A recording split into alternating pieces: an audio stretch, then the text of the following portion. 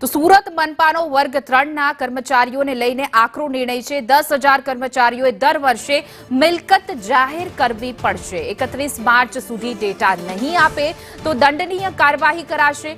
ચેતન અટકાવી દંડનીય કાર્યવાહી કરવા મનપાનો આ નિર્ણય છે। સરકારના પરિપત્ર બાદ પાલિકાએ ઠરાવને મંજૂરી આપી છે। ડેટા મોનિટરિંગ માટે અલાયદું મહેકમ નક્કી કરાયું છે। વધુ વિગતો સાથે અમારા સંવાદદાતા મનીષ પરમાર જોડાઈ ગયા છે। જી મનીષ, હવે વર્ગ 3ના કર્મચારીઓને પોતાની મિલકત છે તે હવે જાહેર કરવી પડશે દર વર્ષે।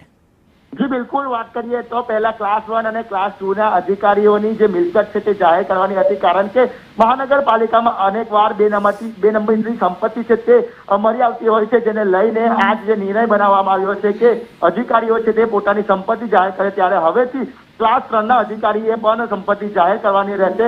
મહાનગરપાલિકાના 10,000 જેટલા કર્મચારીઓ છે, આ તમામે તમામ લોકોએ પોતાની સંપત્તિ ટૂંક સમયમાં જાહેર કરવામાં નિર્ણય લેવામાં આવ્યો છે। જો જાહેર નહીં કરવામાં આવશે તો જે વેતન અટકાવી દેવાની દંડનીય કામગીરી છે તે પણ કરવામાં આવશે। એટલે કહેવાય કે પહેલા ક્લાસ 1 અને ક્લાસ 2ના અધિકારીની માહિતીની કહેવાય કે રાખવામાં આવશે, હવે ક્લાસ 3ના અધિકારીઓ પણ કમ્પલસરી જે માહિતી છે તે આપવાની રહેશે। જી મનીષ, સમગ્ર માહિતી બદલ આપનો આભાર।